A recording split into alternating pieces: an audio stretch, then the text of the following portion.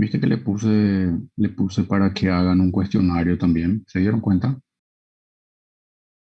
Un cuestionario de selección múltiple. Aparte de la tarea, ¿verdad? La tarea me van a entregar con respuestas escritas, ¿verdad? Abiertas. O sacan fotos del cuaderno de ustedes al respondido o hacen en Word, no sé. No. Y me mandan, ¿verdad? Son 10 preguntas. Muy fácil, simplecito. Solo definiciones. Y como les dije, al final va a tener un cierto puntaje todos esos cuestionarios que estamos haciendo.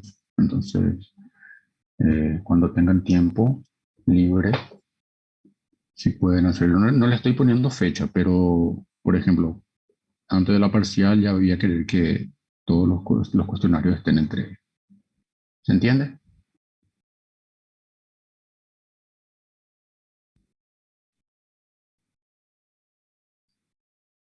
Bueno, si alguien no tiene más alguna duda del comentario, podemos, creo que comenzar.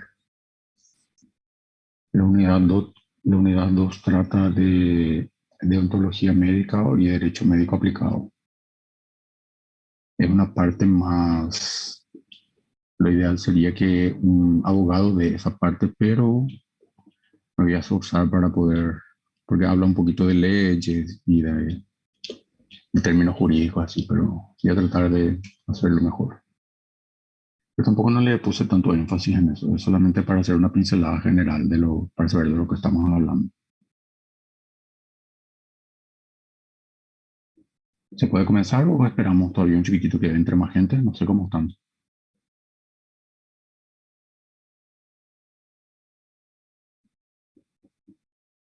Bueno, y al final les voy a pedir, como la vez pasada también, que para la asistencia me escriban su nombre y apellido al final de la clase, ¿sí?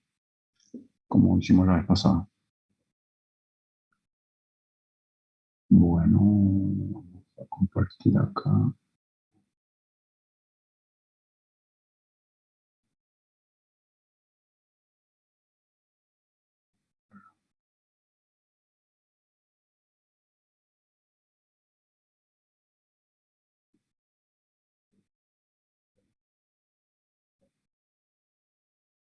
Bueno, ¿se ve?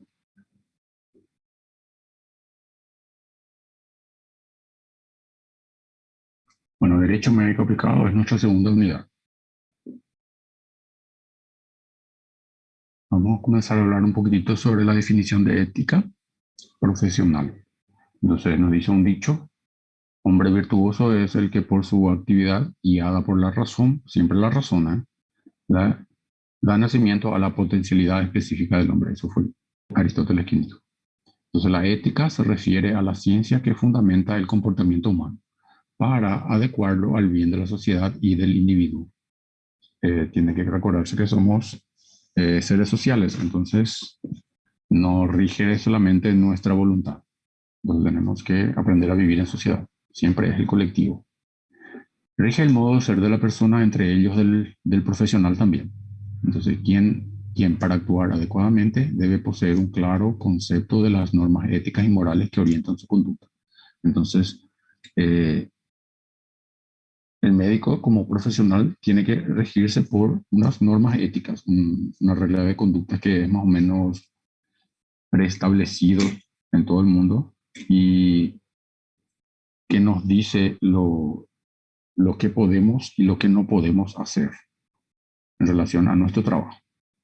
Entonces, la ética es la ciencia que juzga los actos humanos como buenos o como malos, entendiéndose como acto humano el que procede de la voluntad del hombre. El ser humano es el único que necesita ética. Los animales se rigen por el instinto.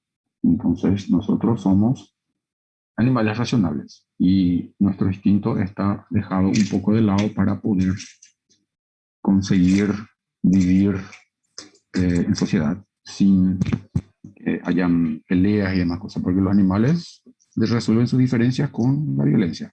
Y entonces el ser humano usa la razón y a pesar de que mucha gente acaba terminando de resolver las cosas con la violencia.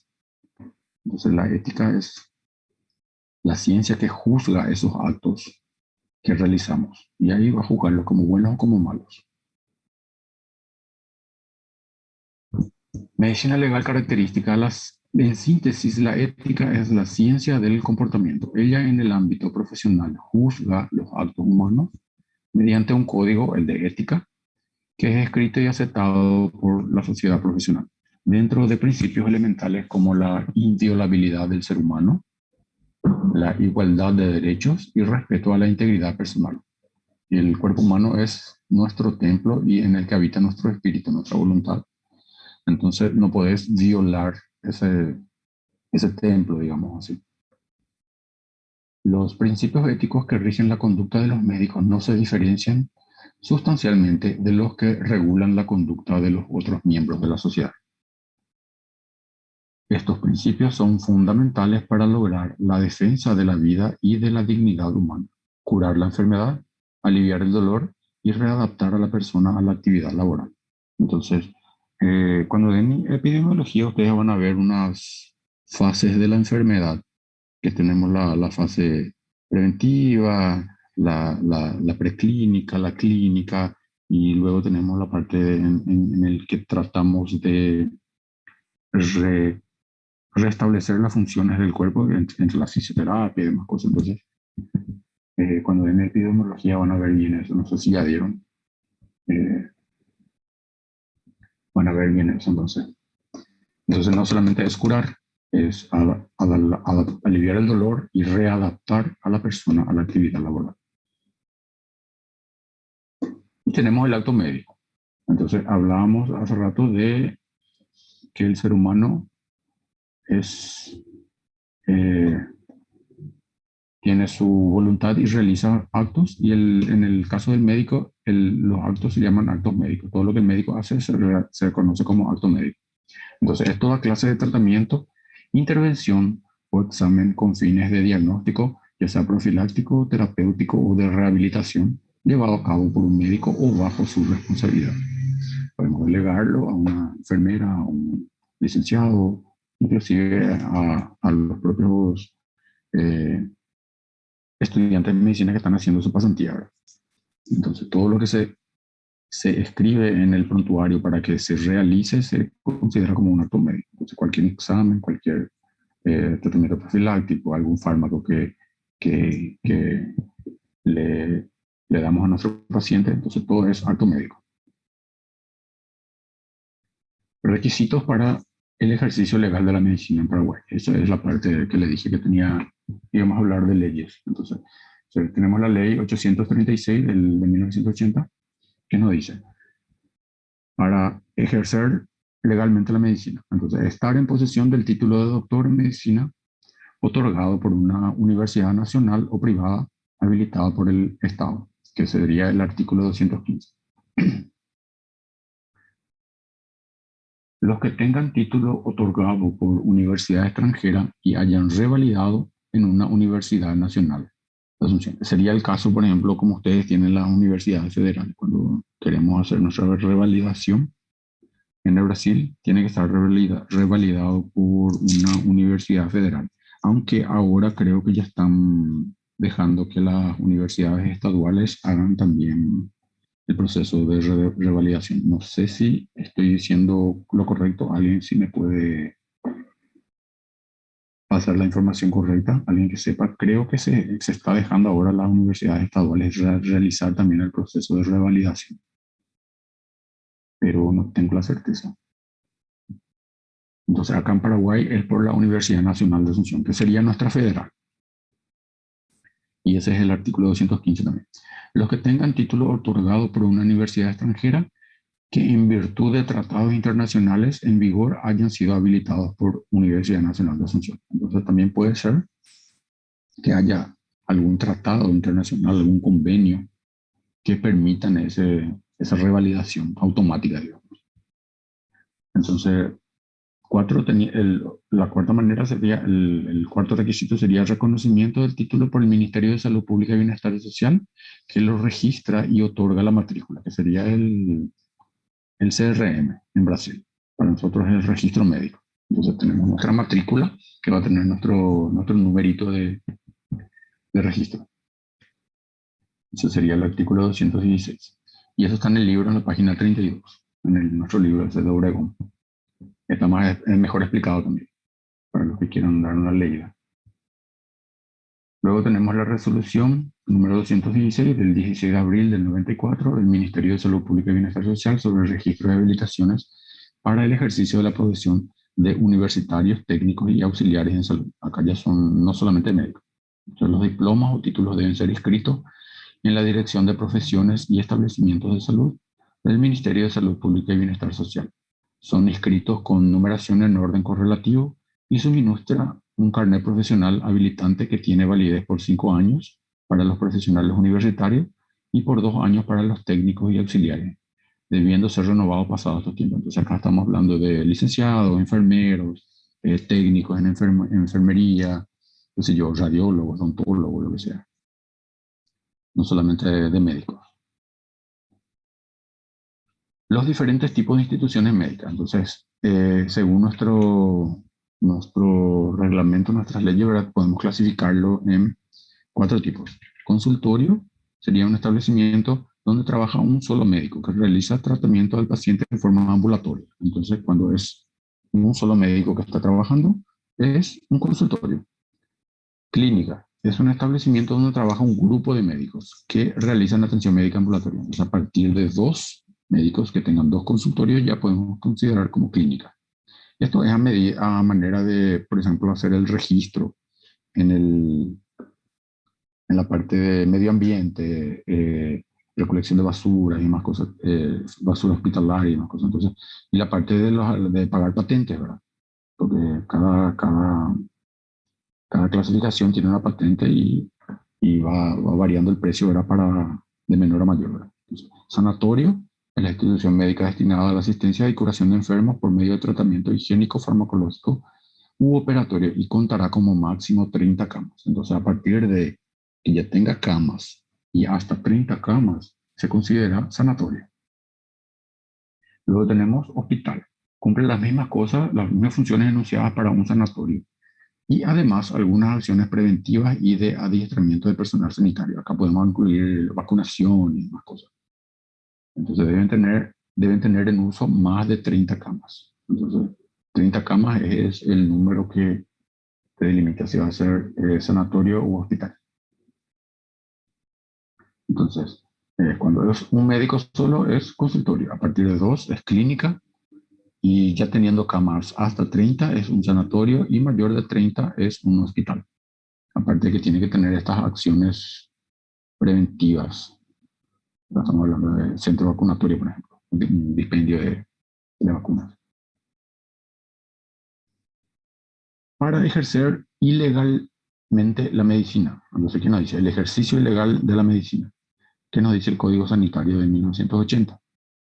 Se le considera curanderismo ejercer actos de una profesión sin poseer el título que legalmente se requiere para el mismo. Por ejemplo, el más común, ¿verdad? Un estudiante de medicina de último curso, sexto curso o quinto curso inclusive, ¿verdad? Entonces, que en forma ocasional ejerce la función de un médico. Tenemos también farmacéuticos, sus dependientes y los diplomados en enfermería. Entonces, una persona que no está todavía con su diploma de médico, pero que está trabajando, ejerciendo la función de médico. Entonces, eso se llama curanderismo. También podría ser en casos de personas que te digan, por ejemplo, bueno, este tratamiento no funciona, este tratamiento no es el correcto. Entonces le puedes decir, vos como médico, le puedes decir a la persona, mira, hay una ley que te dice que si vos no tenés un diploma de médico y estás actuando como médico, se te clasifica en curanderismo y tiene unas penalidades, por ley. Entonces, esos son para tener en cuenta también. Entonces, el segundo ejercicio legal de medicina sería el charlatanismo, que es el profesional médico con título, acá ya tiene título la persona, que ejerciendo su profesión dice y obra sin atenerse a su condición científica con fines de lucro. Entonces, esa es la persona que te va a vender el remedio milagroso. que eh, sin las bases científicas o sin, qué sé yo, estudios, eh, pero tiene que ser con fines de lucro, con fines de lucro, esa es la diferenciación. Luego tenemos el próximo ejercicio ilegal, sería la prestación de nombre, que es la cesión de diploma. Y ese es algo que ocurre comúnmente en Brasil y acá también. Somos una persona que hace un plantón y le deja a otra persona que haga su plantón por él, su guardia. Es el delito cometido por el profesional habilitado legalmente para curar que presta su nombre a otro sin título ni habilitación o autorización para ejercer el arte de curar. Entonces, tenemos el curanderismo, el charlatanismo y la prestación de nombre. Y según nuestro artículo de nuestro Código Penal, tenemos la definición de estafa.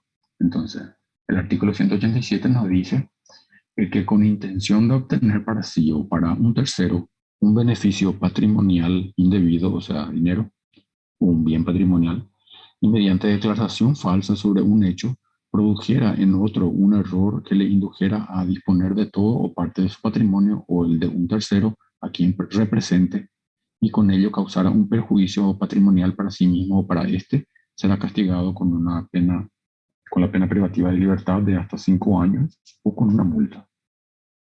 El artículo 2 dice que en estos casos será castigado también la tentativa.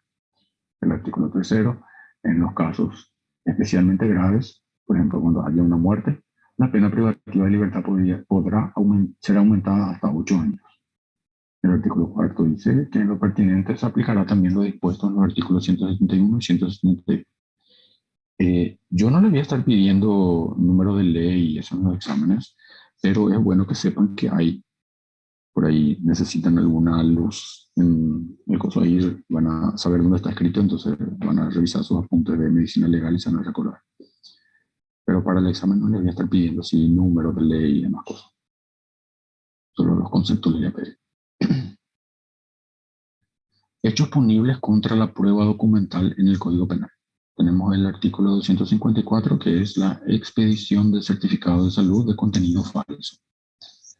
El que, siendo médico u otro profesional sanitario habilitado, expidiera a sabiendas un certificado de contenido falso sobre la salud de una persona destinada al uso ante una autoridad o compañía de seguros, será castigado con pena privativa de libertad de hasta 3 años o con multa. Entonces, eso es famoso cuando nos piden que le demos un certificado de un atestado médico, como ustedes dicen, ¿verdad? De una persona que, qué sé yo, por algún motivo no se fue a trabajar y entonces tiene un amigo médico, entonces le pide que le haga un certificado. Entonces, se puede, el castigo puede ser la pena privativa o multa, pena privativa de libertad. Bueno, el otro sería el 255, la producción indebida de certificados de salud. El que expidiera un certificado sobre la salud de una persona, arrogándose el título de médico o de otro profesional sanitario habilitado que no le corresponde. O sea, vos estás tomando el lugar de otra persona, uno está habilitado y estás tomando su lugar. Lo hiciera bajo el nombre de tal persona sin haber sido autorizado, o falsificara un certificado de salud auténtico y lo utilizara ante una autoridad o compañía de seguros, será castigado con pena privativa de libertad de hasta 2 años o con multa.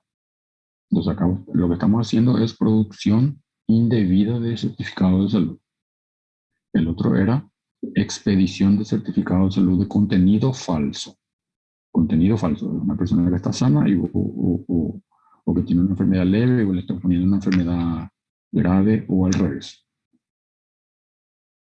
En el segundo caso es producción indebida de certificado de salud. Una persona que no está con la potestad de crear un certificado, crea usando el nombre de otra persona. ¿Sí? ¿Alguna duda?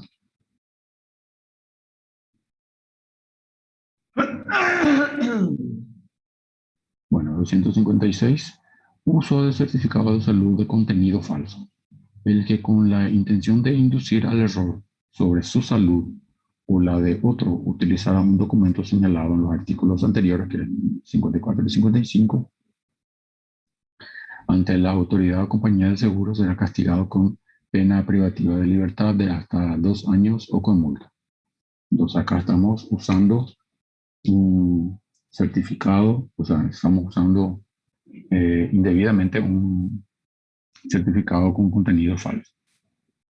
El otro, el 260, nos dice abuso de documentos. Abuji,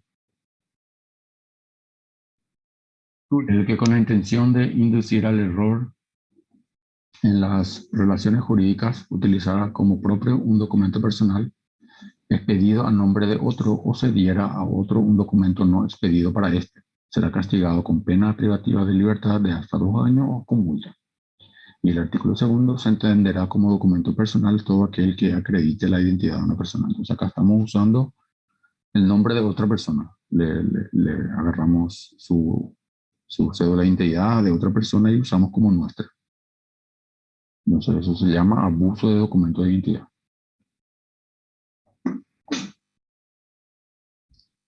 Lex artis, este es un término latín que significa en español la ley del arte. Entonces ha sido empleada para, esa palabra, ¿verdad? La palabra lex artis ha sido empleada para referirse si la tarea ejecutada por un profesional es o no correcta o se ajusta o no a lo que debe hacerse. No solamente vale para el médico, sino para cualquier profesional. Entonces sería más o menos como si fuera un pequeño reglamento de, de cómo tenemos que actuar para que estemos actuando bajo la lex artis, que constituye el comportamiento por parte del profesional médico acorde con las normas y disposiciones del orden médico y técnico y de aquellas reglas que, sin estar mencionadas expresamente, gravitan como indicadores de la conducta médica. Acá, por ejemplo, puede ser, qué sé yo, eh, la cortesía que tratamos a un paciente que entra por primera vez, ¿verdad? Le tratamos bien, le pedimos permiso para inspeccionarle, usamos alcohol, usamos guantes, usamos tapabocas, todo eso son cosas que van deponiendo a nuestro favor y nos dan una nota como médico mayor, ¿verdad? Si es que estamos comparando con otros médicos, ¿verdad? Con otros colegas. Entonces, es un conjunto de códigos, a veces no están escritos, como dice acá, a veces no están mencionadas expresamente, pero que denotan nuestra buena conducta como profesional médico. Entonces, el profesional de la salud, para encuadrarse dentro de la lex artis, deberá dominar las materias estudiadas en la carrera médica, teniendo los conocimientos necesarios y exigibles para el ejercicio de la profesión sin temeridad, evitando de esta manera sufrimiento al paciente, agravando de su salud y riesgo para su vida. Esto obliga al profesional a renovar y actualizar constantemente su conocimiento. Eh, acá, acá nos está, como le dije, es un conjunto de códigos que van a regir, por ejemplo, cómo un buen médico tiene que actuar. Y a veces no son códigos que están expresamente escritos, ¿verdad?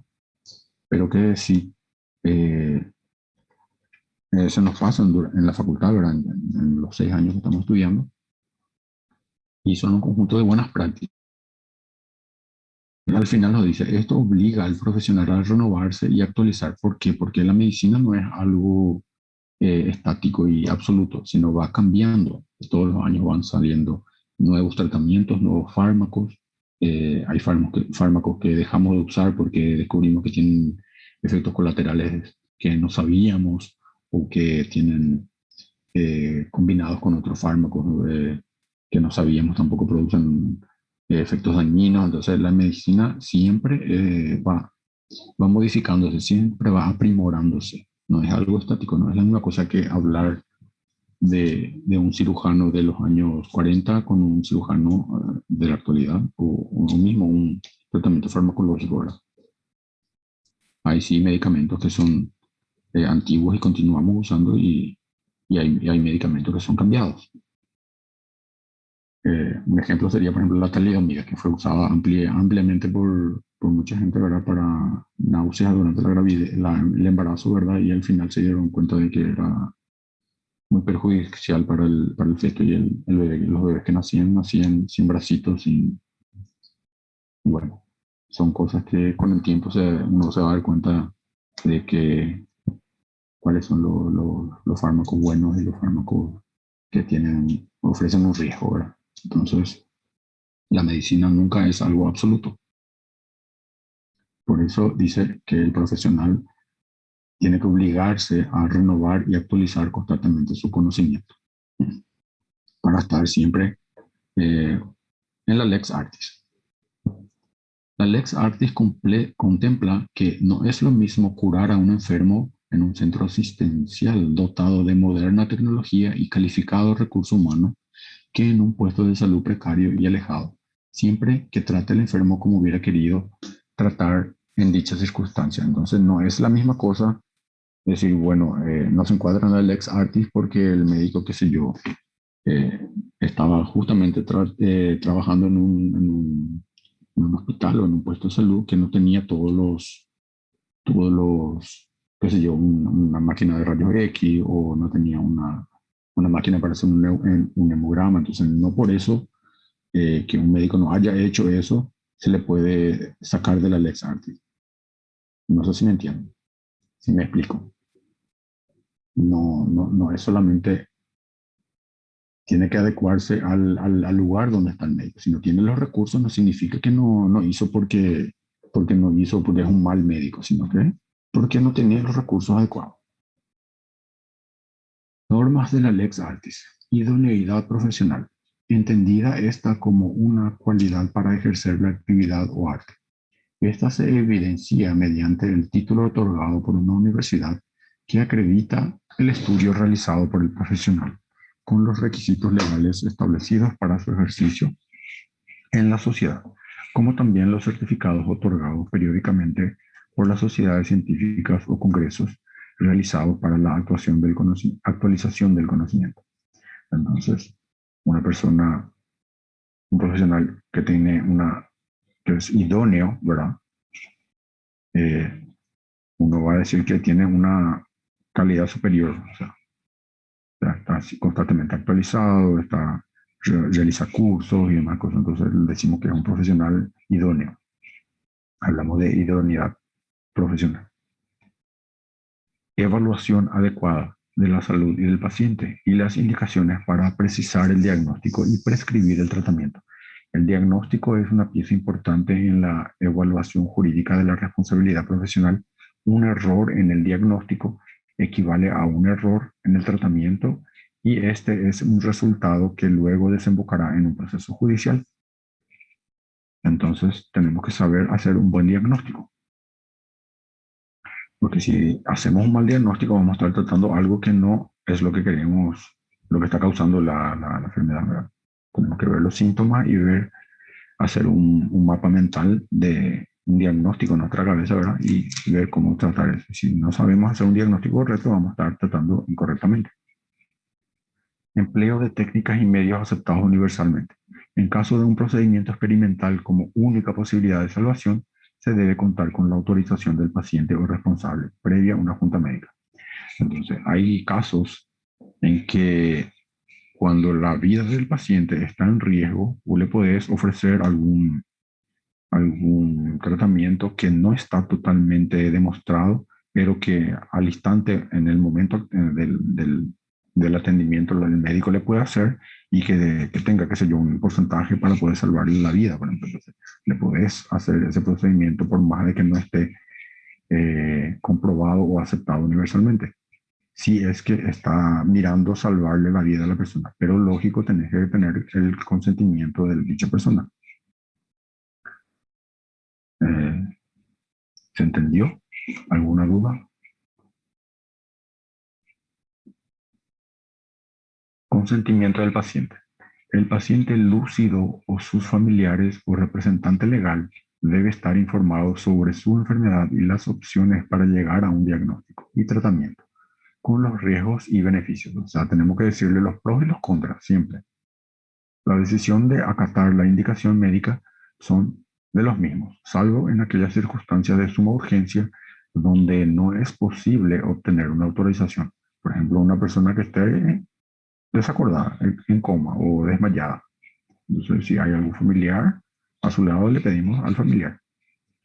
Y lógico, si no hay nadie, vamos a hacer lo que podemos, ¿verdad? Con la persona desmayada, porque lo que queremos es salvar la vida.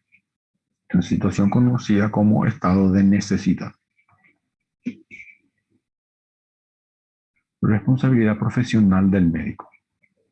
El, tenemos la responsabilidad penal, que es la consecuencia jurídica derivada de la comisión de un hecho tipificado en una ley penal por un sujeto imputable, y siempre que dicho hecho sea contrario al orden jurídico, es decir, sea antijurídico, además de punible. O sea, tiene que estar, para que algo sea, para que el juez te diga, bueno, te dé una sentencia de algo que vos hiciste, tiene que ser algo que esté tipificado en la ley y que sea antijurídico, o sea, vos estás actuando contra las leyes y que tenga una pena, sea punible. Responsabilidad deriva del latín y significa obligación de responder por los actos, es decir, la obligación de reparar el daño causado. La responsabilidad puede ser personal, en la que responde a tu propia conciencia. Vos hiciste alguna cosa, algún acto médico errado, equivocado, un tratamiento equivocado y si tenés una conciencia, tu conciencia te va a pesar y eso es lo que se llama responsabilidad personal. Luego tenemos la profesional. Responde ante organismos especializados, como por ejemplo el Comité de Ética, que vigila el cumplimiento de las normas, que son el Código de Ética, y que tiene como profesional. Entonces tenemos personal, profesional y el último jurídico. Corresponde ante la justicia por actos cometidos contrario a la ley, con las consecuencias legales previstas. Entonces acá estamos hablando ya de una imputación. Se hace un proceso y un médico, un abogado te va a juzgar, te va a dar la pena. Entonces, la responsabilidad puede ser personal, profesional y jurídica. Responsabilidad jurídica, penal.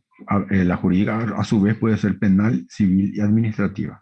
Entonces, penal, cuando se lesionan bienes sociales, el resarcimiento es la aplicación de una pena, ya sea, qué sé yo, preso o tenga que dar una bolsa, ¿cómo se dice? Una canasta familiar o una, ¿cómo se dice en portugués la canasta familiar? Una bolsa de alimentos, ¿cómo se dice? Cesta básica. Cesta básica.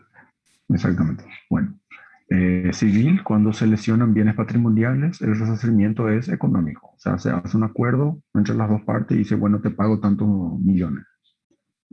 Y el administrativo, cuando se lesionan bienes de entidades públicas, ya sea un hospital o cualquier entidad pública. Entonces, la responsabilidad jurídica puede ser penal, civil y administrativa.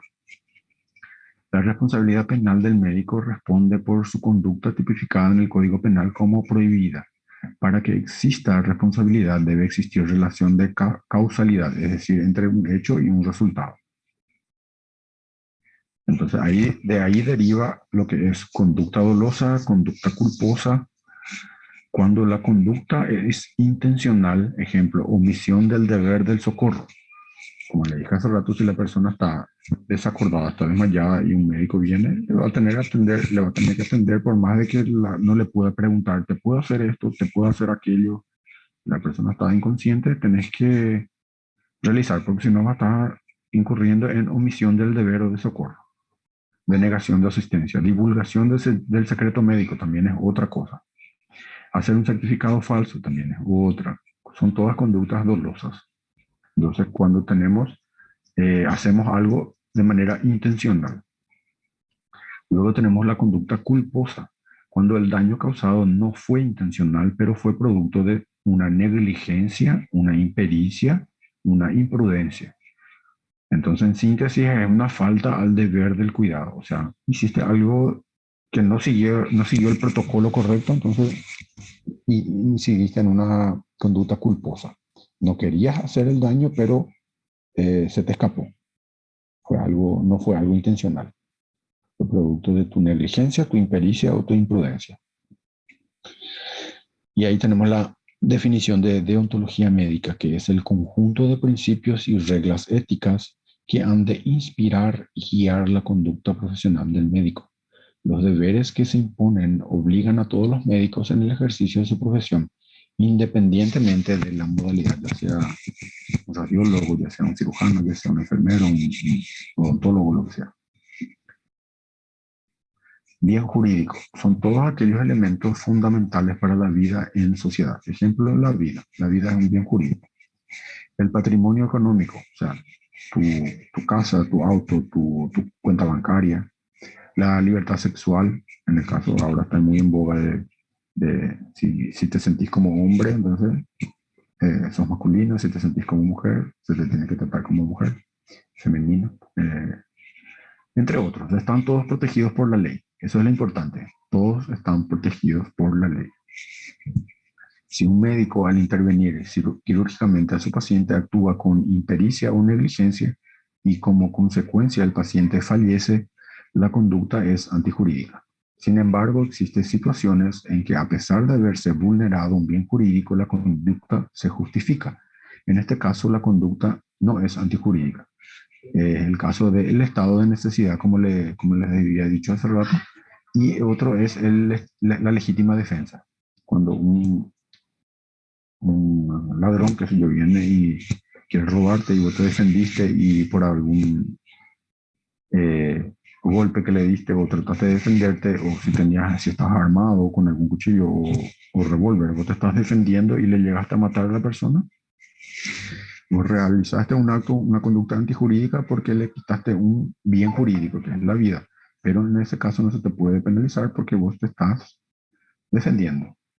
Eh, entra en la legítima defensa o en el estado de necesidad.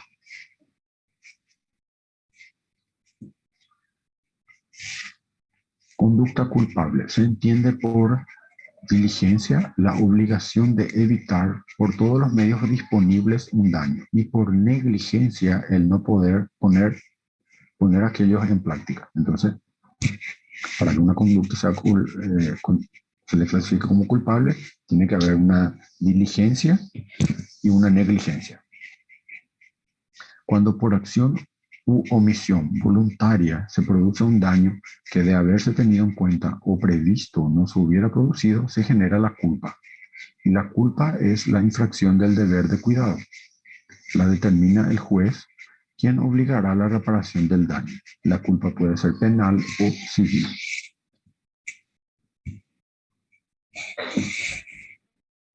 La culpa penal se caracteriza por su tipicidad, o sea, está tipificado en el Código Penal. Está escrito ahí, artículo tanto, eso es tipificado. Principio de la legalidad, artículo 17 al 107 y 113 del Código Penal. El castigo será la aplicación de una pena. La culpa en lo general recaerá siempre en la persona del autor, o sea, la persona quien realizó. Las instituciones no van a ir presas. Entonces, una institución no le puede dar una culpa a una institución. Siempre tiene que ser un autor. Una persona podría ser negligente por diligencia hospitalaria. No sé si entendí. Vamos a volver entonces a ver la de...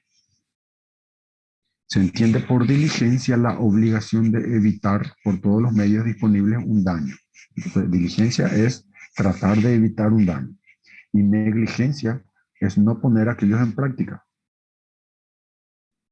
¿Se entendió la definición? Diligencia es cuando tenemos la obligación de evitar por todos los medios posibles un daño. Nosotros sabemos el daño, sabemos que si le damos, qué sé yo, una dipirona helada le va a doler. Y de la misma manera igual hacemos, entonces estamos haciendo una negligencia. ¿Se entendió? En el caso de un hospital no acompaña la capacitación. Se suelen hacer cursos ¿cómo le dicen ellos acá? Repechaje y demás cosas. Hacen así cursos de capacitación. Sí, creo que sí. Creo que se hacen. Y mismo los mismos médicos están haciendo cursos siempre, siempre se están actualizando. Al menos sería lo ideal, ¿verdad?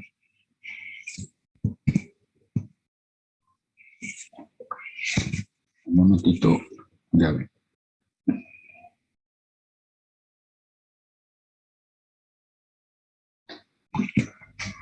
Bueno, pues, ¿se entendió eso entonces? Diligencia y negligencia. Bueno, la culpa penal. Entonces acá nos dice que siempre va hacia un autor. La institución no puede ir presa. Una institución no puede ir presa. Un predio no puede ir preso. Un hospital no puede ir preso, sino un médico o un director o un administrador. Entonces, la culpa civil es semejante a la penal, pero la diferencia consiste en que obliga a resarcir económicamente el daño ocasionado siempre que se demuestre la falta de cuidado. Acá, por ejemplo, puede ser financieramente en dinero o con cesta básica, ¿verdad? O haciendo un, qué sé yo, un trabajo comunitario, no sé. No se extingue con el fallecimiento del encausado, como ocurre en lo penal, sino que puede extenderse a los herederos el resarcimiento económico. O sea, ahí es otra diferenciación. En lo penal, si la persona falleció, ya murió, ya no hay más que hacer. Y en lo civil, no, le podés pasar la culpa a los herederos. El resarcimiento en el caso, por ejemplo, que vos tengas que pagarle, qué sé yo, una cantidad X de dinero y el autor del hecho punible haya fallecido, pero tiene hijos, entonces la deuda pasa a los hijos. ¿Entendió eso también? Esa es la principal diferencia. La culpa civil puede ser contractual o extracontractual. Cuando hablamos de contractual es cuando el daño es contra una persona con quien existe una relación de obligación, un contrato, aunque no esté por escrito. Ejemplo, el médico con el paciente. La relación médico-paciente es algo verbal. Extracontractual cuando se lesiona por acción u omisión bienes de una persona con quien no existe una obligación, sino solo la general de no causar daño a los demás. Por ejemplo, la omisión de auxilio. El origen de la culpa puede ser por impericia, que es falta de capacidad, habilidad, experiencia o conocimiento. Entonces, un estudiante de medicina no va a poder realizar un procedimiento quirúrgico por impericia. Por eso se hace la residencia, porque en la residencia, ¿qué es lo que vos estás haciendo? Vos estás practicando con la supervisión de un médico que sí sabe. Entonces, él te está diciendo, te está guiando. El residente es el que hace, pero tiene atrás una persona que le está guiando. Se le dice corta así, corta asado, levanta así, ahora estira, ahora cose, ahora hace el paso a paso hasta que aprende. Luego tenemos la negligencia, que es el incumplimiento de la obligación, o sea, el descuido. Y tenemos la imprudencia, que es acción temeraria o imprecavida. Esa es la persona que ¿cómo les puedo explicar bien? Un imprudente, por ejemplo. Una persona que cree demasiado en su capacidad, o sea, piensa que es un cirujano, se la pica las galaxias, como dicen ustedes, ¿verdad? Entonces realiza un acto así que pensó que nunca le iba a salir mal, pero que era algo peligroso de hacer y acaba produciendo una imprudencia. Entonces tenemos que saber esas tres definiciones, son importantes: la impericia, la negligencia y la imprudencia. Y eso es lo que da la culpa. La responsabilidad civil del médico. Tenemos contractual, que nos dice, este fulano acá Lorenzetti dice, responsabilidad civil de los médicos, que la obligación del médico con su paciente surge de la obligación que impone el ejercicio de la medicina. Y extracontractual cuando se daña el patrimonio de otra persona con quien no tiene ningún contrato, sea por acción o omisión, ya sea un estado de necesidad, una urgencia, etc. Entonces, la responsabilidad del médico también puede ser contractual y extracontractual.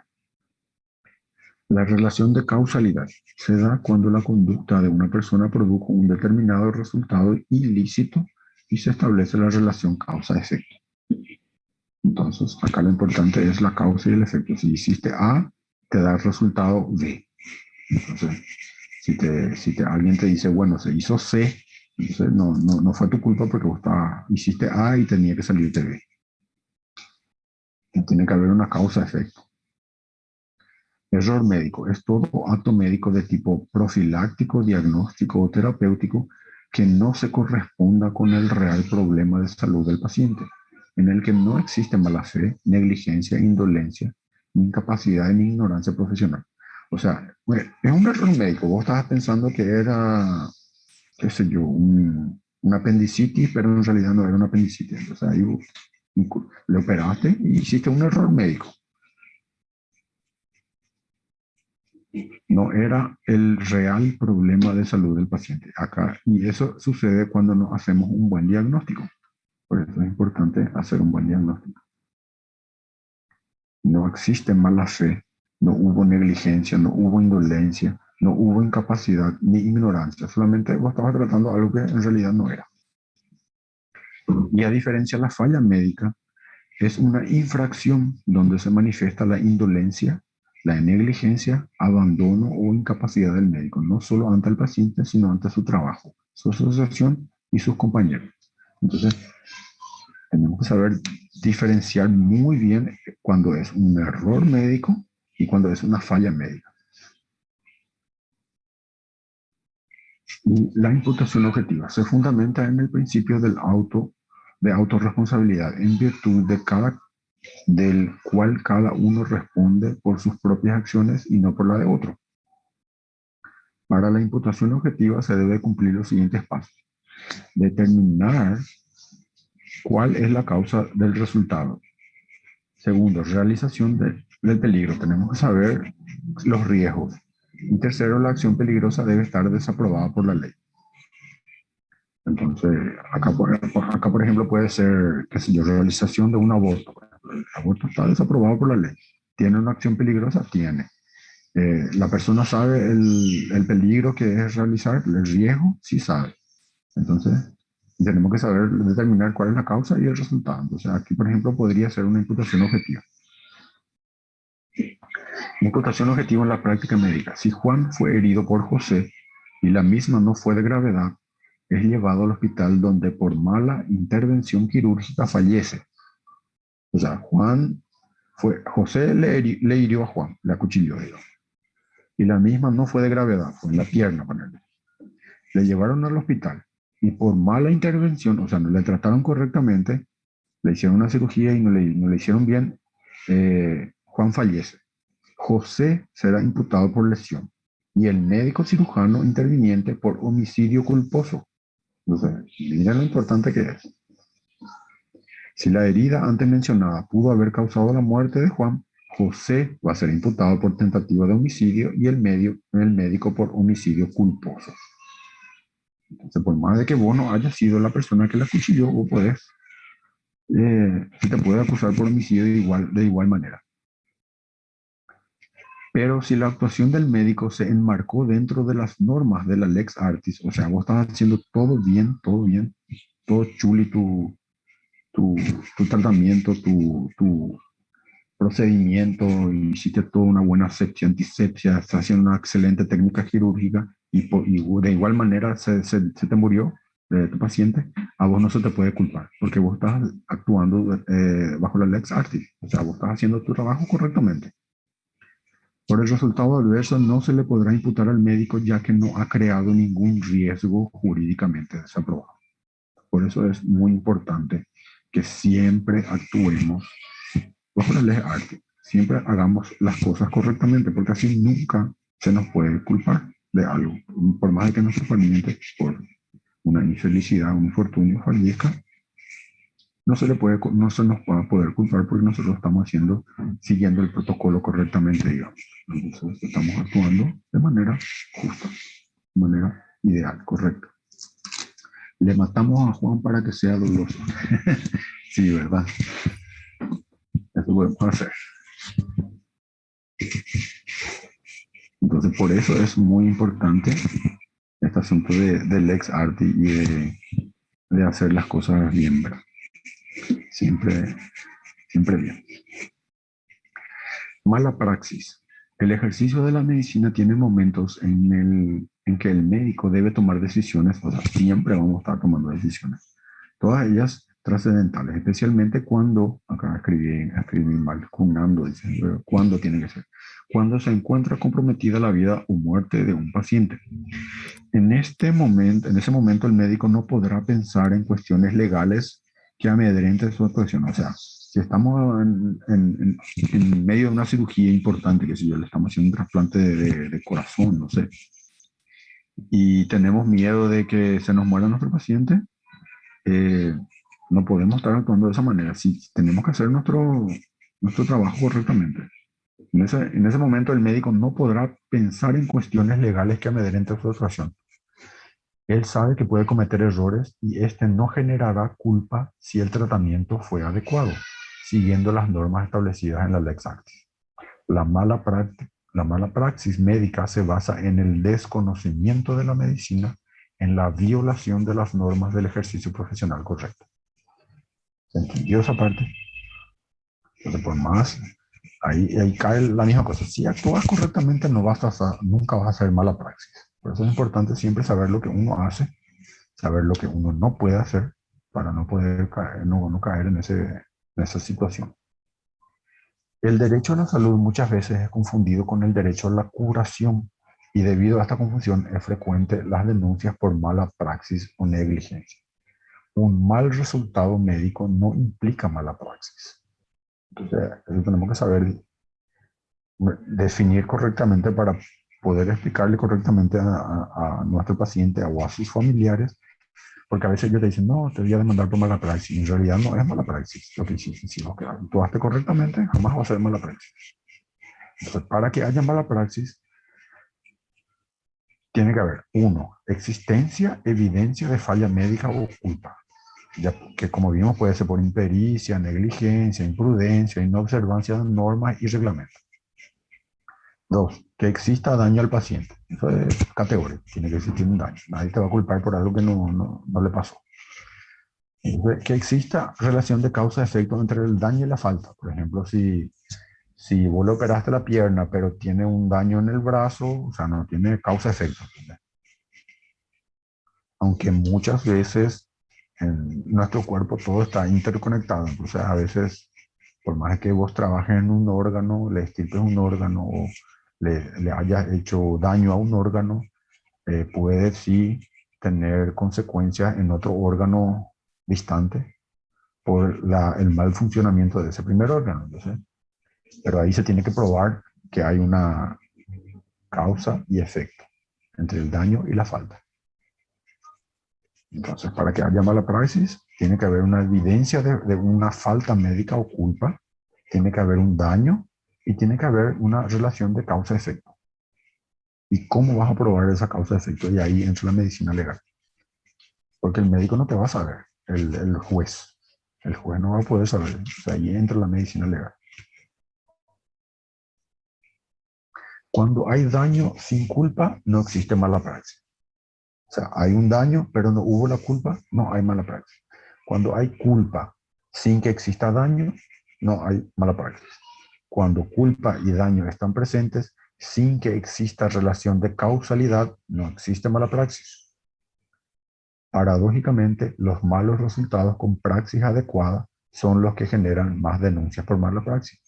Entonces ahí te dice que paradójicamente, o sea, lo, la mayoría de los casos, infelizmente, en el caso sería que te dicen que son mala praxis, en realidad no son mala praxis, son por praxis adecuada, pero que tuvo un resultado no satisfactorio.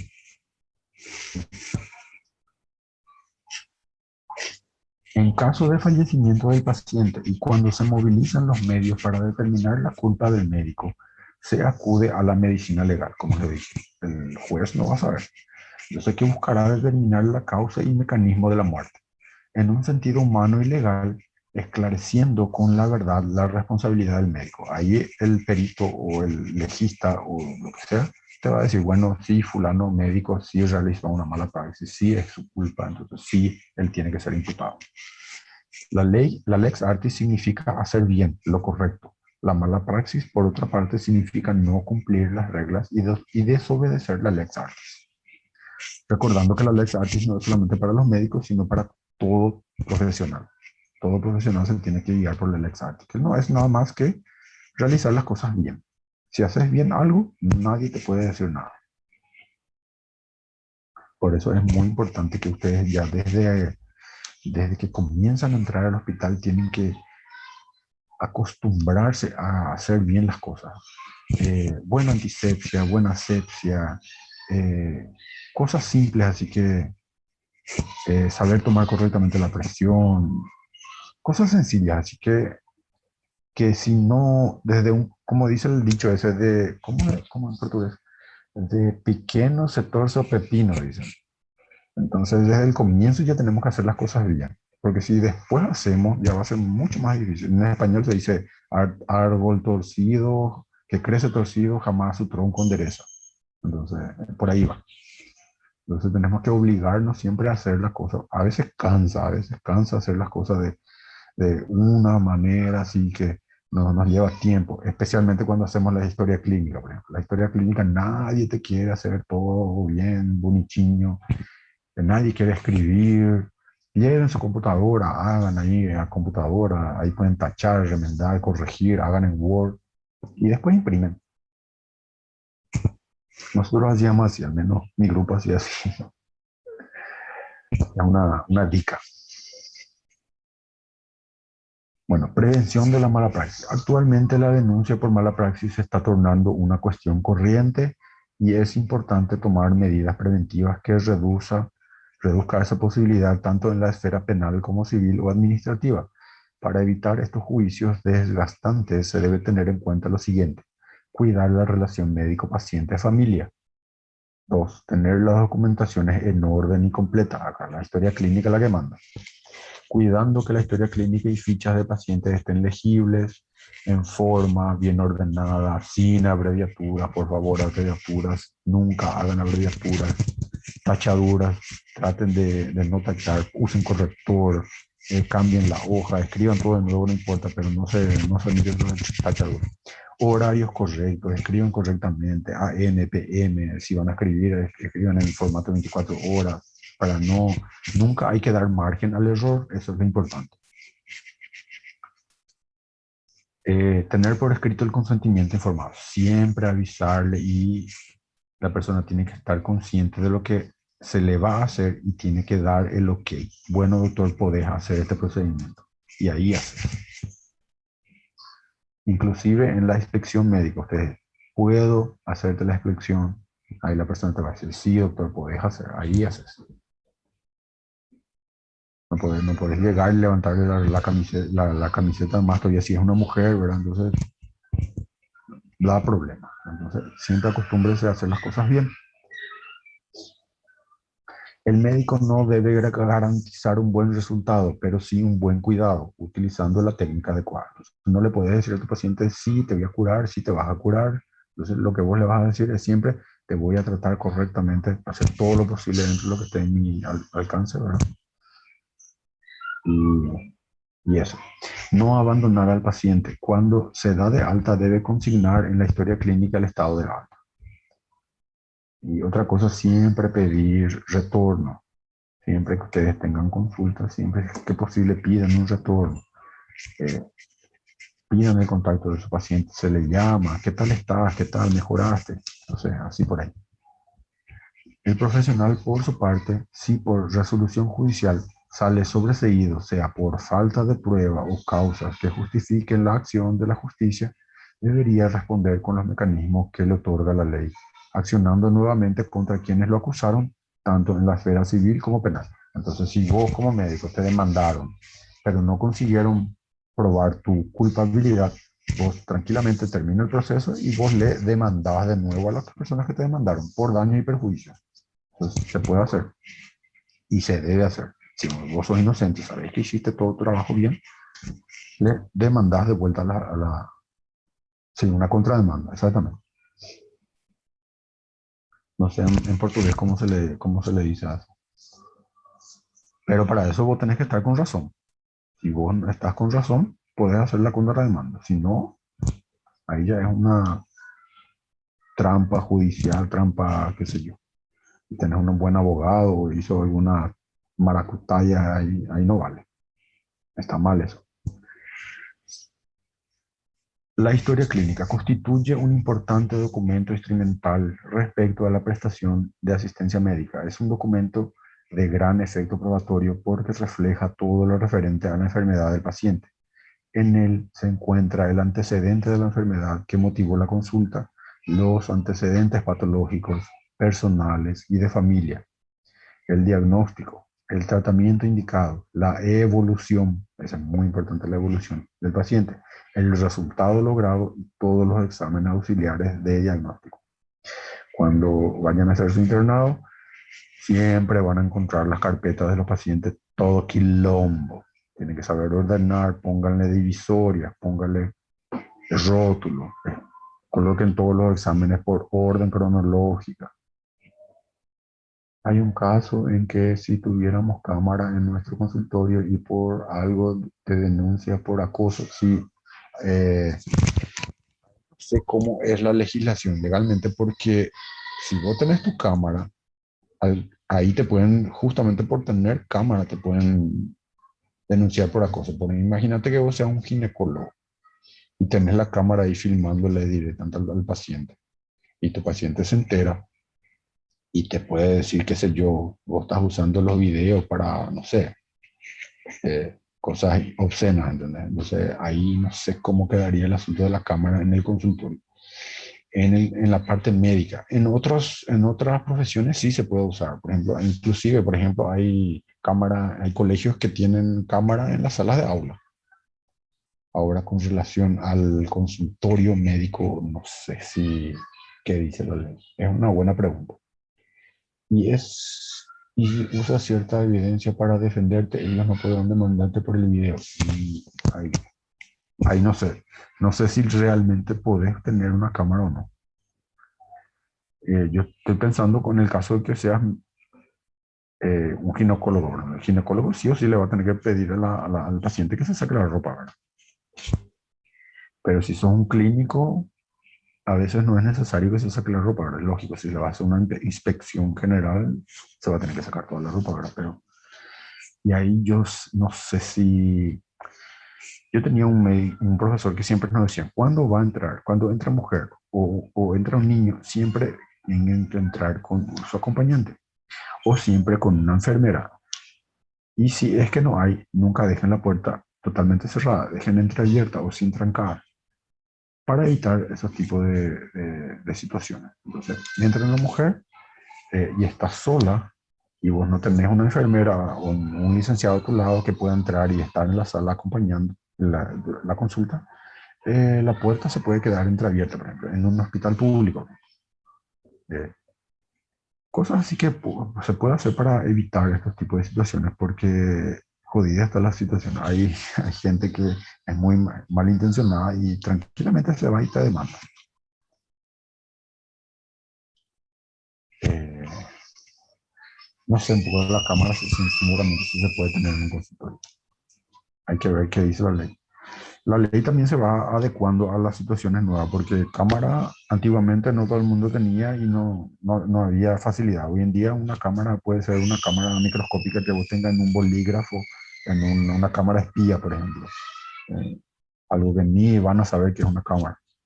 Entonces, la ley también se va adecuando a eso.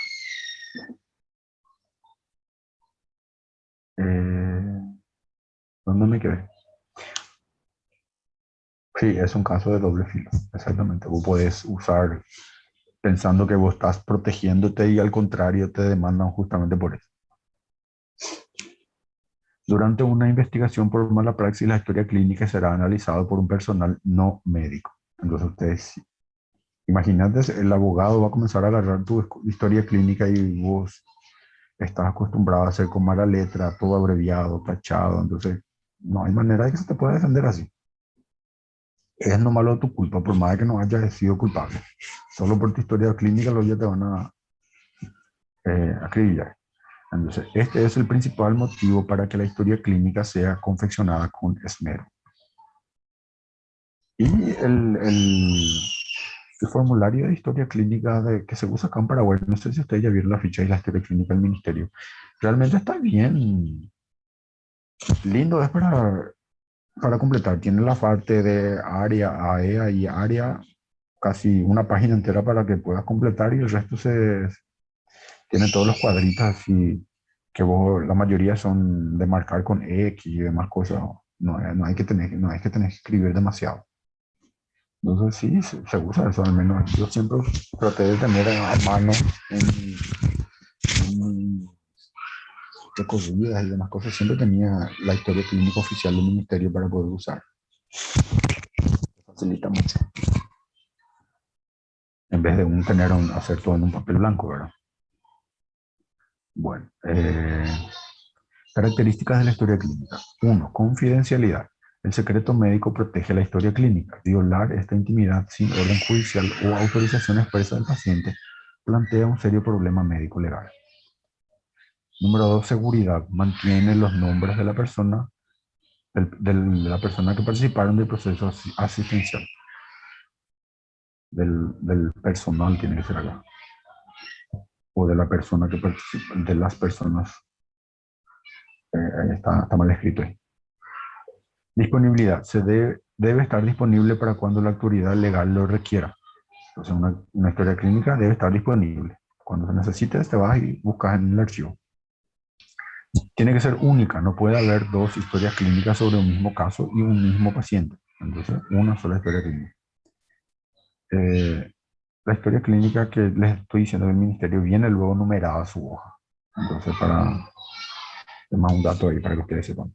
Tiene que ser legible. Letra linda, no letra de médico. Propiedad es compartida. El paciente es el propietario y el médico que la realiza es el responsable. Entonces, las características es confidencialidad, seguridad, disponibilidad, es única, es legible y tiene propiedad. Exigencias de la historia clínica. 1. Veracidad. Lo escrito en la misma debe ajustarse estrictamente a lo realizado.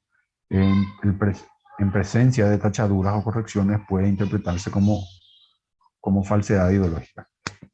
Cuando estén haciendo su famoso, la gente agarra y ni le pone la frecuencia respiratoria, ya le pone nomás cualquiera, la presión sanguínea, a veces no le tomamos y le ponemos nomás ya algo que, no, está presión normal, y escribimos 280, 120, 80. Si me diste algo, tenés que escribir. Si no me diste, poner no se midió. Debe estar completa, ordenada, sin olvidar todos los documentos e informes de estudios auxiliares. Ordenada, siempre todo en orden cronológico. Todos los profesionales sanitarios que hayan intervenido en el cuidado del paciente deben estar bien indicados. Nombres, firmas, registro profesional, etc. Es sumamente tedioso hacer historia clínica, pero tenemos que acostumbrarnos a hacer de manera correcta. Para casos como este que se necesite, imagínate un abogado tiene que mirar y tiene que estar, va a ser personal no médico el que va a estar leyendo. Entonces, si ya está luego desordenado, juega mucho en tu contra eso. Iatrogenia es la consecuencia nociva recibida por personas sanas o enfermas, directa o indirectamente como resultado de acciones médicas que intentaron o lograron beneficiar a otro aspecto. Ejemplo, tratamiento con aspirina o corticoide que desencadenó una úlcera gástrica. Entonces, eso es una iatrogenia. Vos sabés que le puede dar una causa-efecto, o sea, le vas a exacerbar su úlcera y le estás dando aspirina o un corticoide. Eso sería ya una iatrogenia. Causar el mal. Le estás causando el mal con un tratamiento. El secreto profesional. El secreto médico se encuentra en los párrafos del juramento hipocrático y consiste en el deber que tienen los médicos de guardar reserva de lo que ha visto, oído o actuado en el ejercicio de su profesión, siempre que exista una justa causa para ello. Entonces, el secreto médico, solamente el médico y las personas que están envueltas en el caso, que es yo, una enfermera o un licenciado que estuvo presente en una inspección médica, por ejemplo. Solamente las personas que están dentro del consultorio van a estar sabiendo. No se puede divulgar, a no ser que haya una justa causa para ello. En nuestro medio, acá en Paraguay, el secreto médico se llama es relativo, se le clasifica como relativo. debido a que el médico puede revelarlo siempre y cuando exista una justa causa. Entonces viene una orden judicial, te dice, bueno, queremos ver la historia clínica de fulano, y ahí vos le mostrás y estás rompiendo el secreto médico, el secreto profesional, pero porque hay una justa causa. ¿Y qué sería esa justa causa? En el juicio, es el juicio, criterio o conciencia del médico. Es una forma de estado de necesidad que hace legítima la revelación de un secreto si mediante ella se evita un mal mayor. En el caso de que un juez te esté pidiendo, es para evitar, en tu caso de que a vos, por ejemplo, te estén demandando, entonces para evitar tu mal. Ahora, por ejemplo, cuando vos tenés el caso de una persona que vos le trataste y que, digamos, está con sífilis, digamos, sífilis, y tiene su pareja, su novio o novia, no sé.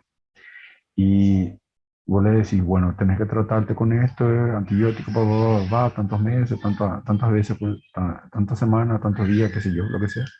Y la persona te dice, bueno, yo no me voy a tratar, y vos sabés que va a tener relaciones con su pareja. Entonces, para evitar un mal mayor, que la otra persona se contagie, vos podés revelar ese secreto y contarle a su pareja, digamos. Entonces tiene que haber una justa causa.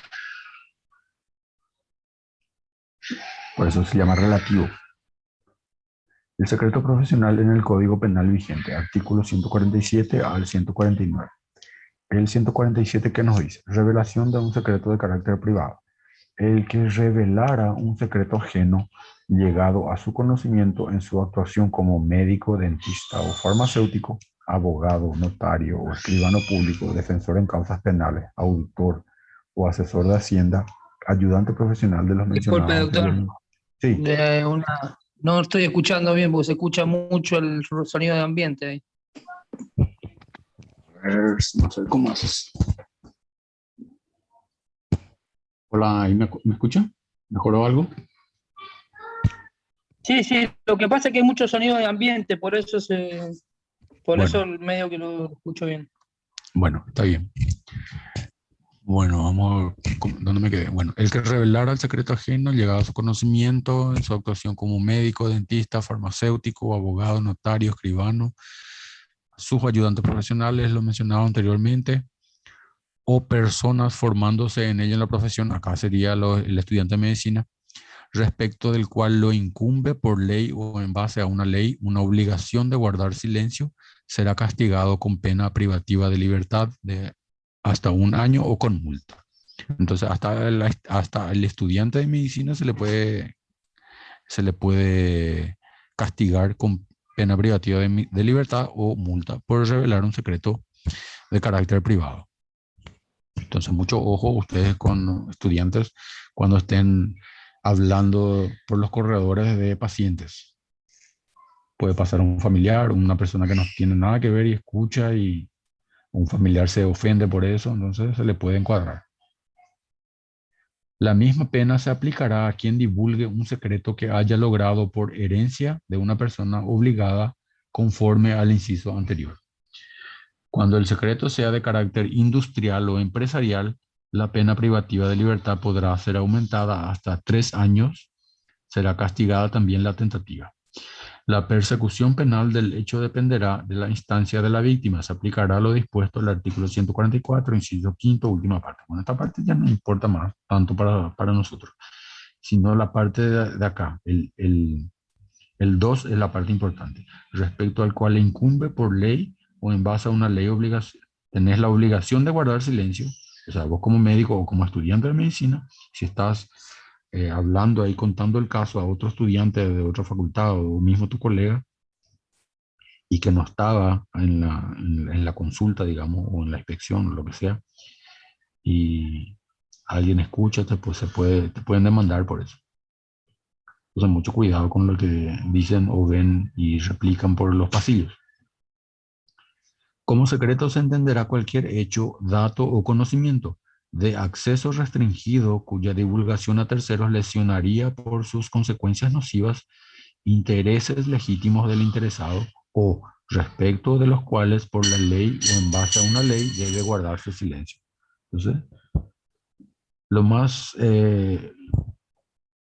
tiene que actuar con prudencia, eso es lo básico.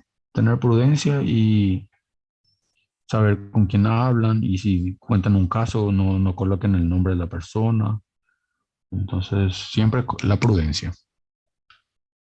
Artículo 148. Revelación de secreto privado por funcionarios o personas con obligación especial.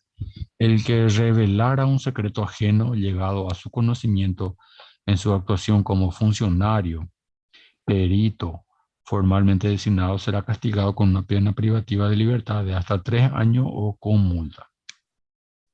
La persecución penal del hecho dependerá de la instancia de la víctima. Es la misma cosa que el otro. Esa parte tampoco no. Artículo 149. Revelación de secreto privado por motivos económicos. Cuando los hechos punibles descritos en los artículos 147 y 148 hayan sido realizados a cambio de una remuneración. Acá hay te doy dinero y vos me contás. Con la intención de lograr para sí u otro un beneficio patrimonial o con la intención de perjudicar a otro, la pena privativa de libertad podrá ser aumentada hasta 5 años. Será castigado también la tentativa, el intento. La persecución penal del hecho dependerá de la instancia de la víctima y se aplicará dispuesto al artículo 144, inciso quinto, última parte. Habrá violación de secreto profesional cuando el infractor es un profesional de la salud, ya sea médico, enfermero, licenciado, que el asunto se conozca con motivo del ejercicio profesional, aunque no sea de carácter confidencial, que se cause algún perjuicio o pueda causarse al paciente, que se haga con dolo o con culpa y que no exista una justa causa para revelarse. Entonces, esto quiero que sepan también porque les voy a preguntar. Entonces, cuando hay violación de secreto profesional, tiene que tener estas premisas.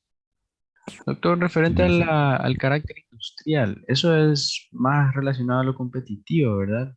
¿cómo no entendí tu pregunta?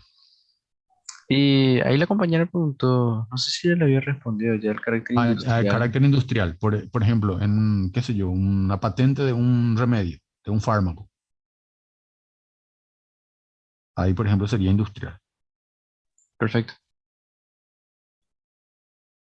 Ahora, por ejemplo, que están haciendo las vacunas y demás cosas, entonces todo es sigiloso, porque envuelve una gran cantidad de dinero. Entonces, por eso tenemos el secreto industrial ahí, tenemos ahí espías y tratan de robar tecnología a otros países, otras farmacéuticas y demás cosas. Se puede considerar como secreto industrial, empresarial, todo conocimiento sobre productos o procedimientos industriales cuyo mantenimiento en reserva proporciona a su poseedor una mejor avance o ventaja competitiva. Sí, así mismo. En las películas se ve eso, así cuando roban la tecnología de otro país, de otra fábrica, de otra industria. ¿Entendés? A ver, no nos quedamos. Sí, Resident Evil, exactamente. Iba a decir un juego, pero iba a decir otro juego. Y me callé nomás. Bueno, ya que dijiste Resident Evil, ya funciona la Umbrella Corporation. Bueno, no habrá violación del secreto profesional cuando la comunicación se fundamenta en disposiciones legales como lo manifiesta el Código Sanitario en el artículo 28 que hace referencia a las enfermedades transmisibles sujetas a notificación obligatoria. Acá, por ejemplo, ¿se acuerdan que le dije de un caso, por ejemplo, que tenga sífilis? Hay enfermedades que sí son de notificación obligatoria, bueno, tuberculosis. Ahí vos le decís, eh, la señora tiene tuberculosis y su marido no tiene. Entonces vos le contás al marido, pero acá no viene el caso porque son enfermedades de notificación obligatoria. Entonces tenés que contarle nomás a más personas. Al llenar la ficha con los datos de la persona, vos le mandás a otro organismo que haga la parte de epidemiología y otras las personas que reciban esa ficha van a saber. Revelarnos los secretos gamer del... secretos gamer. Resident Evil no suelo jugar. Lo que yo suelo jugar mucho es Civilization. Y ahí hay la parte hay una parte donde roban secretos, tecnología de otras civilizaciones. No sé, de eso es lo que me acordé. Le entrenas a una espía y le pones en otra ciudad para que te robe los secretos tecnológicos. Bueno, no habrá violación de secreto profesional cuando la comunicación se fundamenta en disposiciones legales, o sea, cuando hay enfermedades que tenés que notificar obligatoriamente. Entonces ahí no hay violación de secreto profesional. La entrega, en otro caso que no hay violación, sería la entrega de información médica a los responsables del paciente, cuando se trate de menor de edad o de una persona totalmente incapaz. Tu paciente es un chico, un menor de edad, entonces vos, todo lo que pasó, todo lo que completaste en tu historia clínica, vos le contás a su responsable, a su padre o a su tío, a la persona responsable que le trajo. Ahí no hay violación de secreto. Y cuando exista una justa causa, como ya saben ustedes lo que es justa causa, en qué casos sería justa causa. Por ejemplo, cuando se pone la vida o la salud de otra persona en peligro. Entonces ahí vos contás, revelás el secreto. Y ahí no se te puede culpar, justamente porque hay una justa causa. En el caso del SIDA y el secreto médico, se puede revelar el secreto médico cuando es necesario para evitar un daño mayor. El deber de confidencialidad termina donde comienza el peligro para la comunidad. Toda conducta irresponsable puede ser considerada acto violento o injurioso para la víctima. Y acá entramos en un asunto muy delicado, en el asunto del COVID. Hay mucha gente que te denuncian fiestas, reuniones sociales, qué sé yo, porque supuestamente están poniendo en riesgo la salud de otras personas, pero ahí ya llegó a un nivel tan grande que, no sé, es complicado el asunto de las pandemias. ¿Qué hacer cuando tu paciente es estéril y su esposa se embaraza? Y bueno, ahí es un lindo caso de qué hacer. Y la verdad, vos tenés que revelar el secreto cuando vos estés poniendo en riesgo, o sea, vas a poner en riesgo la salud de otra persona. En este caso, eh, del marido y del esposo, no le vas a poner en riesgo su salud ni su cosa. Sí, es una situación incómoda, pero en ese caso creo que no, a vos no como médico no te compite estar revelando eso. No sé, a no ser que, que él también sea tu paciente, no sé.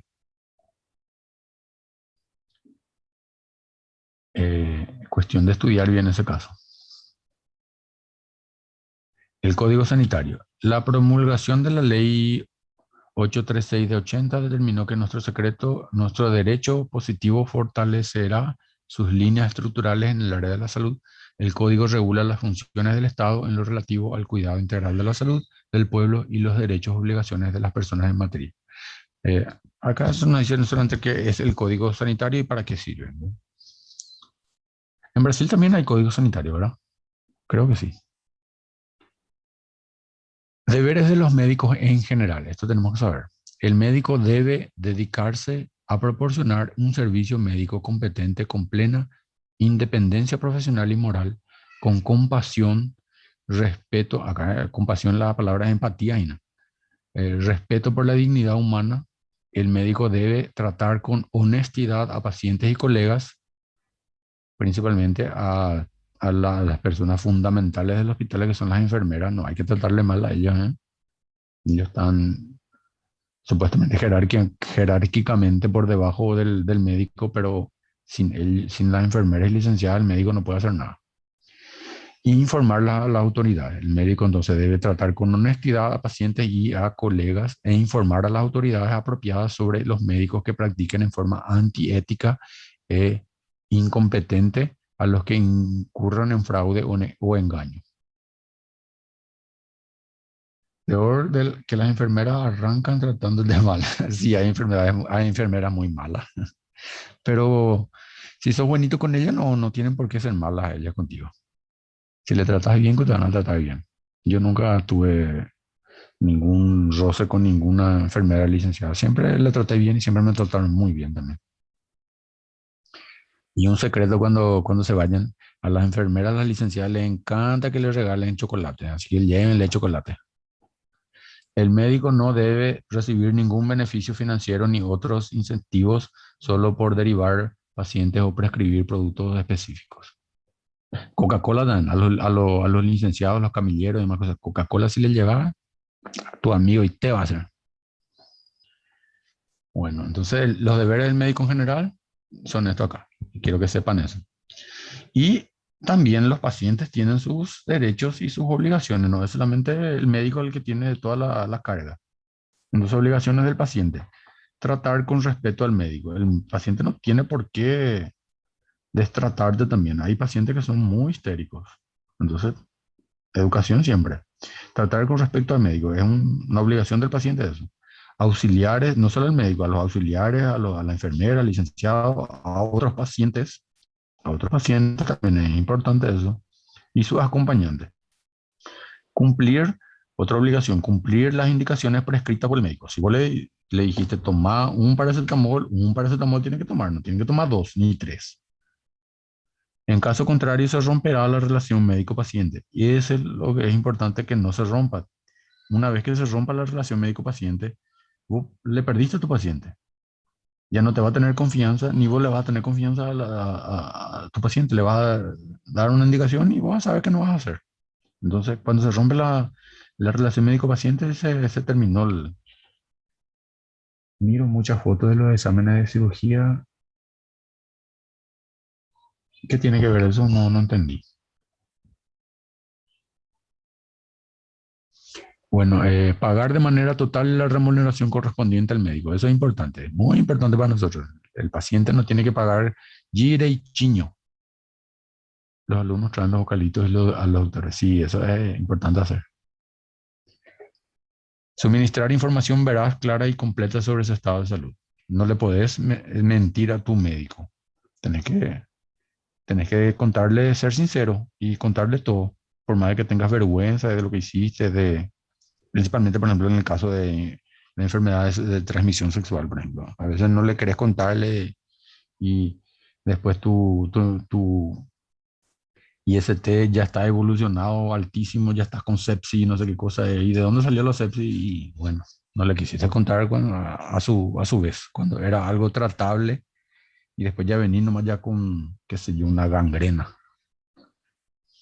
Entonces el paciente tiene que suministrar información veraz, clara y completa sobre su estado de salud.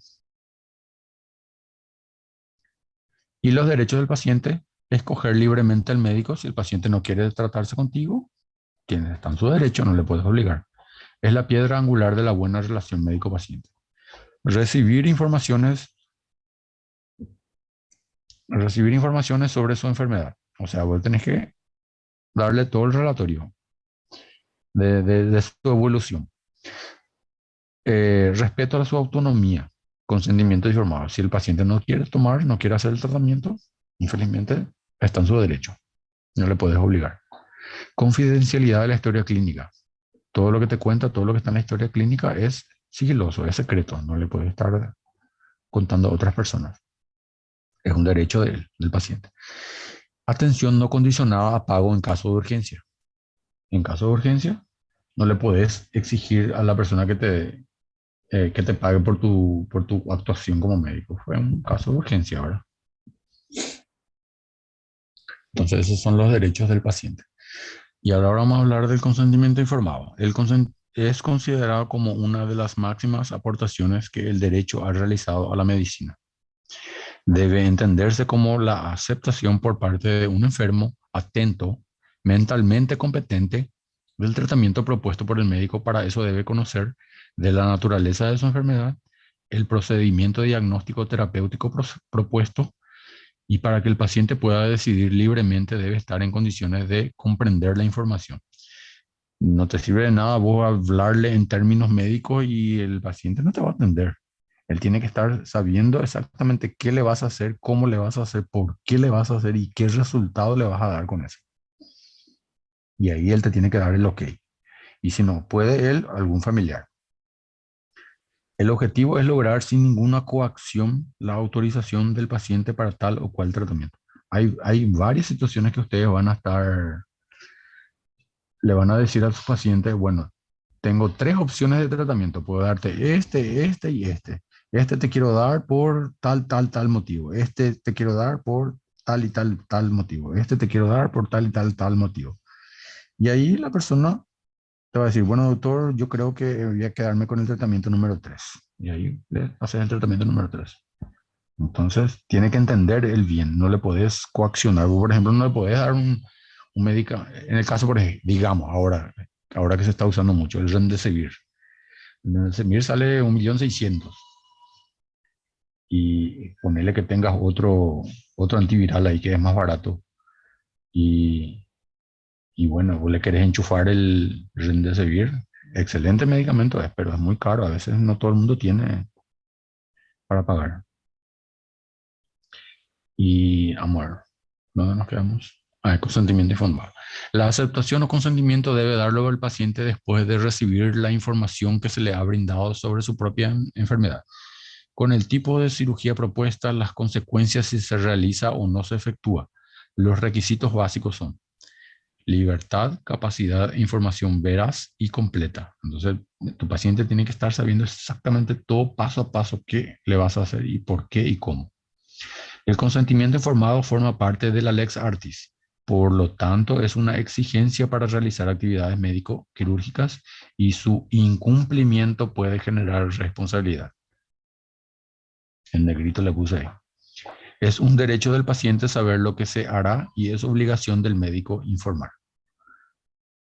La información debe abarcar el objetivo de la acción médica, o sea, qué queremos hacer con esa acción médica, con ese acto médico, lo que se pretende hacer y por qué, los riesgos que entraña. Bueno, si te hago tenés un riesgo de que te dé un paro cardíaco, no sé, algo así. Las ventajas que se esperan alcanzar. Bueno, con este procedimiento nosotros queremos llegar a este resultado. Las posibles alternativas, con sus ventajas y desventajas. Hay casos, por ejemplo, que un procedimiento quirúrgico no puedes realizarle porque tiene una cierta patología. Por ejemplo, a una embarazada o un obeso a veces no se le puede hacer una laparoscopía, una cirugía laparoscópica, qué sé yo. Entonces, eh, tenés que darle alternativas. La información debe ser clara, en lo técnico, simple e inteligible. Tienes que hablar en el lenguaje que habla tu paciente. Y si hablan guaraní, sí que tienes que hablar en guaraní. Ahí nos fuimos al mazo. Yo estoy pecando también porque no, mi guaraní también no es 100%. De las probables complicaciones y riesgos, veraz y leal.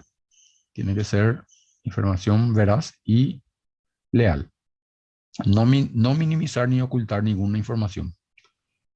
En los resultados tiene que ser real y justo.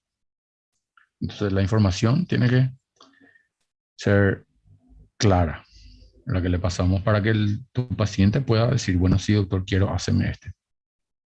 Circunstancias especiales, en urgencias. Ya se supone la aceptación de los actos médicos. Si estás en urgencia, no hay vuelta que dar. Tienes que hacerle sí o sí porque estás contra el reloj. No vas a estar esperándole que te firme un documento y demás cosas. No, porque se está muriendo, ya se está desangrando. Si la persona está consciente y es mayor de edad, debe tomar el consentimiento personalmente. Si la urgencia no da tiempo para el tal requisito, debe el médico actuar según su criterio. Esta conducta tiene apoyo legal sólido, se llama estado de necesidad, deber de socorro. No pueden dar su consentimiento sujetos incapaces con tara mental o digamos, una persona con enfermedad mental, una persona con síndrome de Down o un niño mismo, ¿verdad? Menores de edad lo dice. Y una persona que está inconsciente tampoco puede dar su consentimiento, una persona que está bajo influencia de alcohol y drogas. Consentimiento informado y las creencias religiosas. Frente a quien rechaza el tratamiento médico como los testigos de Jehová, muchos especialistas se encuentran frente a un dilema, salvar la vida del paciente o respetar su decisión. Y ahí la reglita básica va a ser, entonces los testigos de Jehová justifican su postura en contra de la transfusión de sangre de la siguiente manera, que la Sagrada Escritura prohíbe comer sangre. algún otro derivado, ¿verdad? Entonces, tal prohibición abarca tanto la ingestión como la transfusión. El que respeta la vida como un don de Dios no puede mantenerse vivo usando sangre como medicina.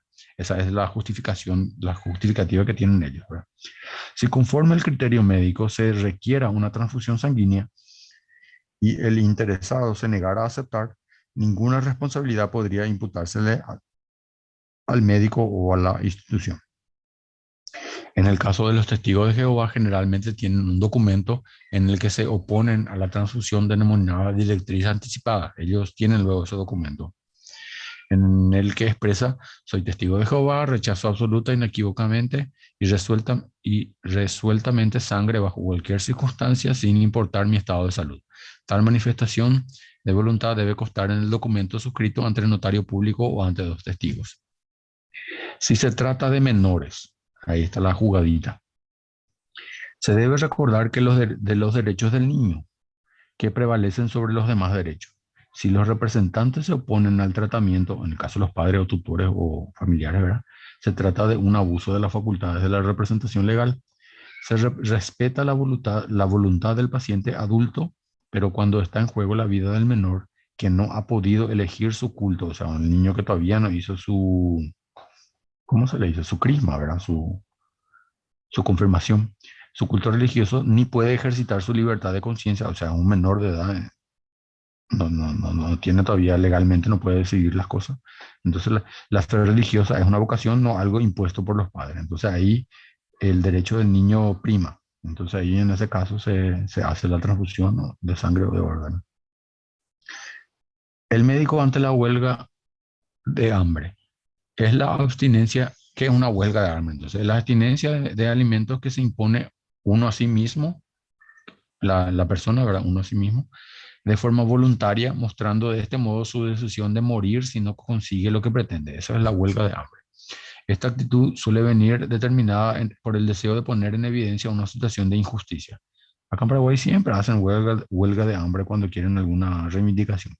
Entonces, si es por un periodo corto, no hay un problema grave. Entonces, el ayuno es real, un ayuno real y por largo tiempo tiene riesgo de muerte o de daño permanente. El respeto a la autonomía se debe tener en cuenta.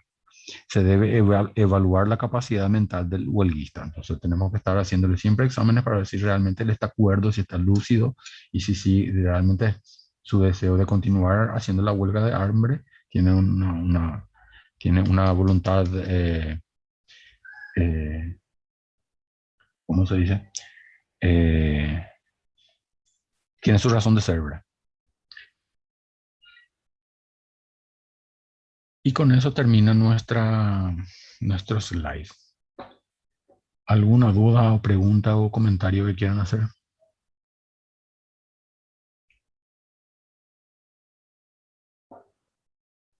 El slide ya está en la plataforma.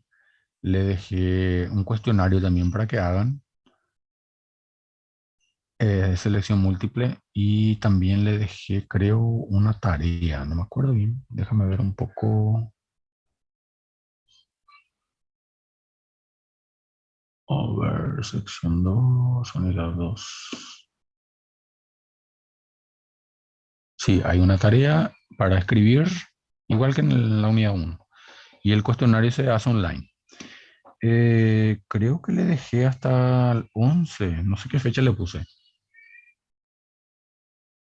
El ayuno, además, depende. Si vos estás acostumbrado a hacer ayuno, un ayuno prolongado, ya con eso ya te da una hipoglicemia, te puedes desmayar. Si estás manejando, puedes producir accidentes, es complicado. Y sí, no hace falta que sea de 7 días, menos inclusive. También están los casos en que pacientes no quieren que se le haga reanimación si es que entra en paro. Sí, también hay, también hay. Si vos te dejas escritos por la voluntad, así como no querés que donen tus órganos, también, la misma cosa. El asunto de los testigos de Jehová en niños sin bautismo, tendremos la libertad de hacerle la transfusión sanguínea. Sí, según lo que dice el libro, sí. Si es una persona que todavía no hizo su crisma, su confirmación, Entonces prima los derechos del niño. En el caso de que no se quieran, vos podés catalogarlo como abuso por por parte de los padres.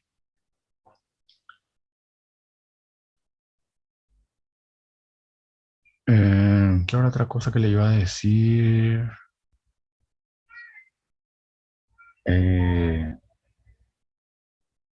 Sí, por ejemplo, había un caso que me llegó a mis oídos. Una persona dijo, bueno, si es que me agarra COVID, no quiero que me entuben. Así mismo, dejó claro eso. Entonces hay que respetar.